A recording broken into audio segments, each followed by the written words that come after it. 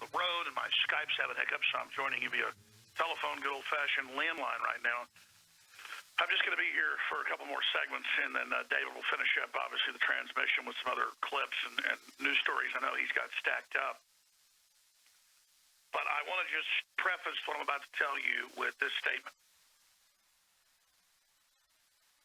I've studied a lot of history, and one of the most common things I read when I'm looking at contemporary history or history going back over the last few hundred years or even the last few thousand years is populations, individuals, peoples don't realize they're living in incredibly historical times. People don't realize they're living in crossroads times or turning times or quickening times. They don't realize they're living in those times where just a few years dictate the next 100 years or even the next 1,000 years or maybe even the entire destiny of a species. Because clearly with nuclear weapons and technology and the advancements and acceleration of time, all the old quickenings we saw are going to be more intense like birth pains. So that said, before I went on, I was just thinking of how do you highlight to people that in amongst all the incredibly important news that we all cover here, from genetically engineered, humanoids that they're admittedly creating, to pharmacological crops, to babies with 5 parents, to flesh-eating bacteria spreading across the United States, and just leprosy spreading all across the United States. I mean, we are living in insane times. Also, insanely good things are happening all over the world. Humanity's waking up to globalism. But what I'm going to announce here to you today is just a summation of what I've been working on the last few weeks. The reason InfoWars is so popular, not just with the public, but with the military, intelligence agencies, and foreign leaders is we really do know what we're talking about. And we're one of the only outlets that's not controlled. But there's also not so much a feedback loop, but an intensification or an amplification of how accurate we are now that we're so trusted and now that patriots are making moves worldwide against tyrannical states, namely the globalists, the world government state, that now we're given information nobody else is. And I want to explain to everybody that listeners have already seen the incredible stories we break. They've already seen the exclusives we get. They already know the people we talk to. And I'm just going to stop right there. Just today, I talk to folks as high as it goes. I'm going to leave it at that. And let me just assure you, from top generals and other patriots, they say we are absolutely bullseye, dead on target, destroying the globalist. And they said, tell your audience, keep it up. You literally are all we've got. Now, that's quite a bit. But I don't care what color you are, where you came from. If you're aware of the New World Order, you've got that love of liberty beating in your heart. You are the people the globalists and George Soros are scared of. Now, I've had it confirmed to me from multiple sources in just the last 2 days, including today, that indeed what our other sources have broken down is accurate. The globalists are thinking of a way to try to keep Trump from getting in 11 days. They are seriously trying it. You've already seen them do all the stuff they did during the campaign. I'm not going to mention that again. You've already saw all the going after the electors, the recounts, the trying to stop the nomination, all of it. They are only intensifying now, and that's why yesterday in a letter, that's how it was announced to the public, Jay Johnson of DHS federalized all of the elections, a total power grab outside of Congress, violates the Constitution, and says that his rogue agency with Loretta Lynch and all the rest of them as part of it are in control of our elections. Now, they would only do that knowing Trump's going to reverse it if they were seriously considering trying to overthrow Trump and having new elections. Then they would already be in place to take control of the states that voted for Trump and steal those states, just like they got caught in West Virginia, Georgia, and 4 other states, red-handed, breaking into the systems. They said, we were just checking them lovingly. No, those are states that Trump was really ahead in the polls. They had fake polls out. They were supposed to go to Hillary. The state officials were able to stop it because they knew what they were looking for, because Trump and you and I and Drudge, everybody else who's awake, warned everybody and made election fraud an issue. Remember? They said there was no such thing as election fraud months before the election when I raised it, Trump raised it, Obama came out and attacked me, Hillary attacked me by name. They said he's insane. Then they turned around and federalized it. Why did I say they were going to federalize it? Because they were already doing it. And I have to be careful how much I tell people, okay? Because we don't want to give away sources. But at this point, if Trump gets in 11 days, he's going to go right to work, folks, 20 hours a day, nonstop. And I'm going to give you the good news and the bad news right now. This country is in an absolute sudden death overtime. Fight for its life right now. This is 21st century warfare, and we're not winning, and they're not winning. They are still in power. They are preparing some type of move.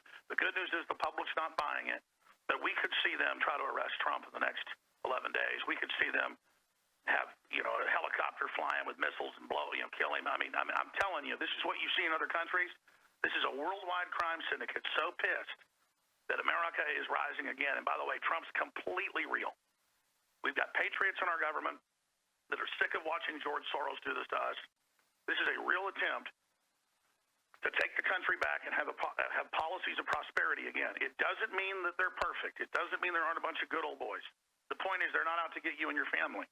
So help is here, ladies and gentlemen, but they are so incredibly angry right now.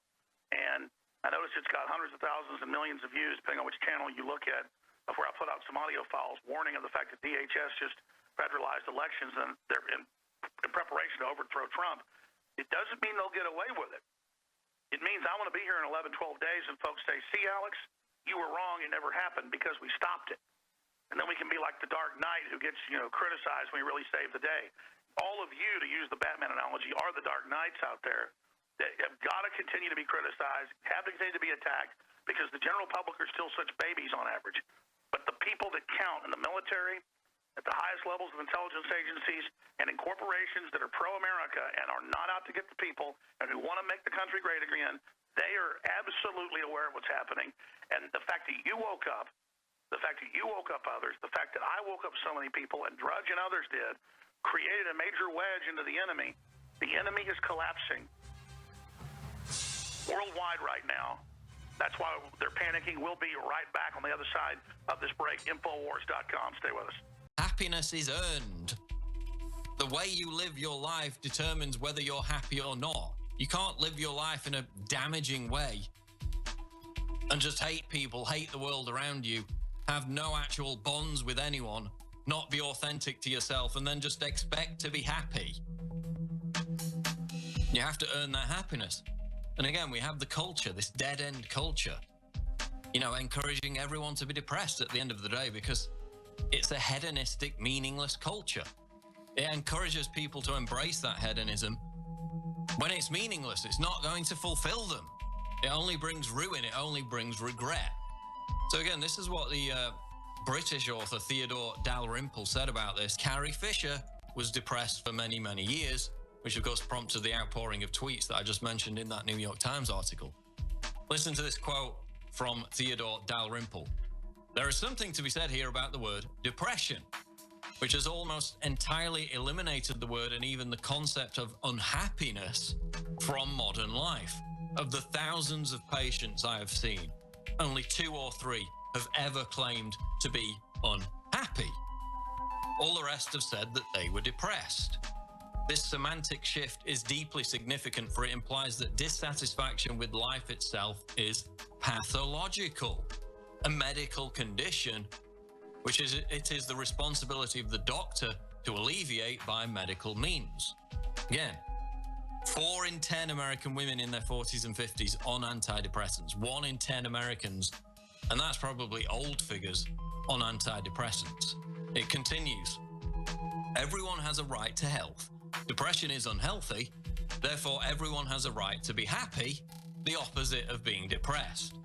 This idea in turn implies that one's state of mind or one's mood is or should be independent of the way that one lives one's life.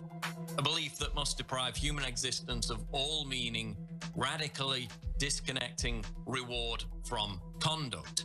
So again, it's this idea that you can live your life in whatever irresponsible way imaginable, whatever damaging way imaginable, and still, after all that, be happy. Well, no, it doesn't work like that.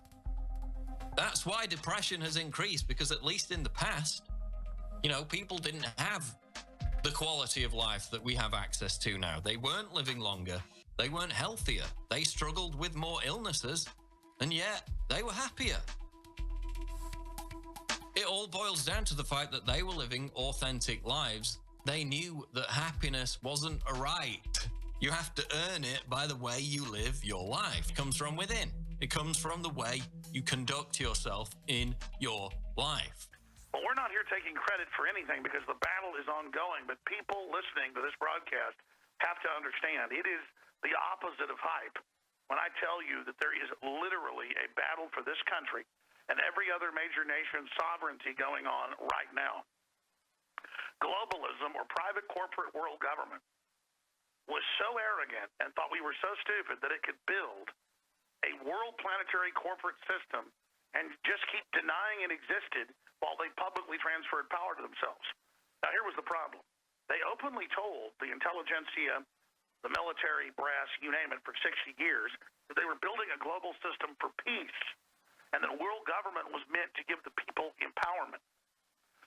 Now that the public understands that globalism is really eugenics-based and not, like the UN says, some loving, sweet kumbaya system, or like UNICEF says, it's falling apart. So they are striking back. In fact, I was reading The Economist magazine, the latest issue, and they were admitting the answer is the cities. They said the globalism still has control of cities. People are in debt. They're living in compact buildings. They basically don't know how to take care of themselves. They're stupid on average. They don't say it like that, but they say they're cosmopolitan. They buy what we do. They like to pay 5 times more than they should for an apartment because it's trendy. They like to drive cars to go. They don't go out and hunt. They don't go out and fish. They don't go out and farm. They don't roof their own house. They're good little consumers that will rent everything and will live in self-driving, cars and just let us control them. And they admitted that it's key for globalist combines, big banks, to only give money through social engineering, that's Agenda 21, to the big cities in a war between rural, suburban systems versus the cities. So they're openly declaring the war. I mean, you see the Hollywood stars we've got on Infowars.com, Tom Hanks and all these people, so embarrassingly crying for Obama and how beautiful it was and how so sad it's all falling apart. These people are the stupidest, most moronic, pathetic, servile fools the world has ever seen. But here's the problem. The hardcore social engineers that are controlling them aren't. And so everybody think about that. Obama's doing everything he can to stop Trump's mandate, the mandate that swept the House, the Senate, 900 seats in legislatures, a ton of governors. One of the biggest political realignments in our history, and it's happening all over the world at the same time, part of a super wave, a super revolt against globalism being led by patriots in this country as well as the UK, as well as Russia. And so that's why they project onto us everything that they are and say that, the reason, the Trump one is the Russians. Because they know full well the globalists, the communist Chinese, the Saudi Arabians, the EU, the mainstream media, all piled on for Hillary Clinton, and it was a repudiation of all of them. So even if you buy that it was the, quote, Russians, and I've read this report, Zero Hedge has the whole thing posted. It's on Infowars.com. If you read the stupid CIA report, it goes, on this episode of RT, someone said, I wonder if it's true that Hillary's falling down. Then on this episode, they talked about, will Hillary go to jail? There's a major movement pushing it. Then on another, and it was like, Mommy, it was like a 10-year-old tattling to Mommy. And then he pulled my hair. And then he stole my snow cone. And then he broke my Barbie doll. This was their hack. And again, never a material hack. Imagine Trump sat there for 2 hours hearing them go, sir, here's a clip of RT where they said, something about you positive and something negative.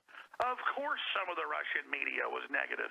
I mean, as if Russia has this big influence I mean, our YouTube channel is bigger than RT's here in the U.S.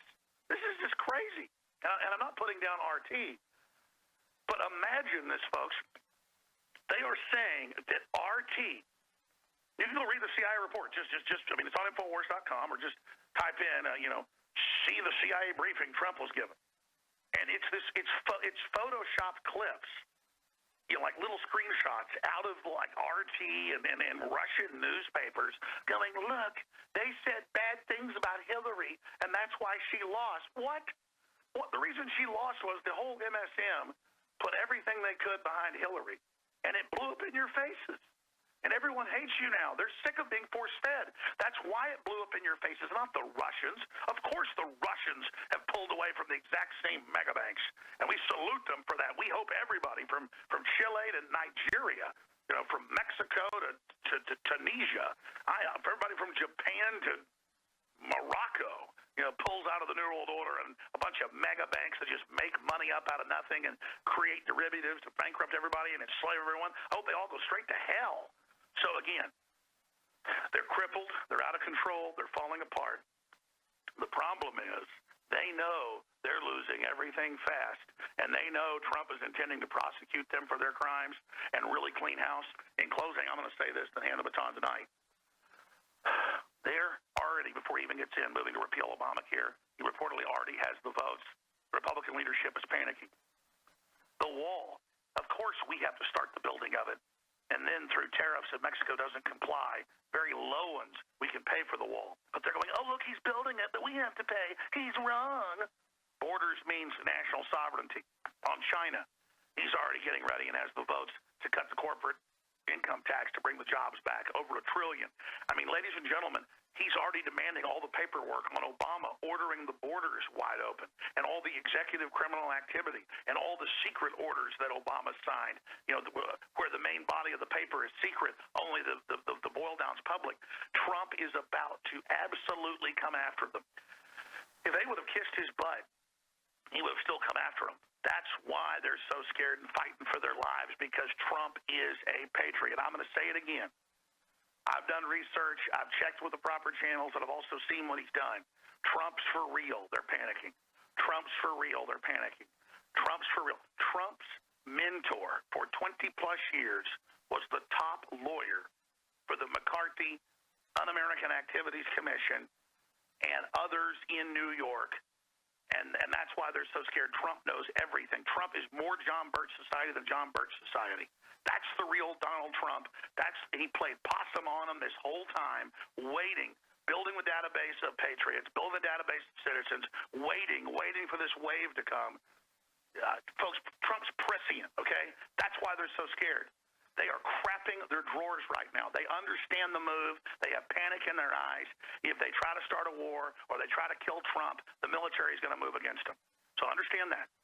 The military and the FBI and most of the agencies who aren't perfect, but they don't want to be involved with a bunch of child molesters, they're with Trump and the American people. They want to make America great again. This is a historical mission going on, and I can tell you this is now happening and tell you that we are spot on, and our analysis and breakdown, I've been told from the highest levels, is dead on with what's currently happening. We are in the middle of the most epic time this country and this world has ever seen. This is such an amazing time, and even if they're able to kill Trump and try to stop this, the awakening's so big, it's going to blast through all of that. And that's why they're in such panic, because Hollywood and the globalists are a bunch of anti-family, anti-Christian weirdo freaks that are in a cult, basically. Okay? And that's why Hollywood is freaking out and going so crazy right now, because these people are very degenerate, very, very wicked control freaks who really get off on bringing America down and who want to mount our head on the wall and basically celebrate that they finally controlled the U.S., sucked it dry, and used it to build a big, giant, stinking world government. So again, there is a civil war going on between globalists, they're the foreign occupiers, they're the New World Order, against we the people working with Trump and new media, against the collaborator media. When you see MSM, folks, that is your sworn enemy, absolutely committed. They've been hired because they hate you and your family.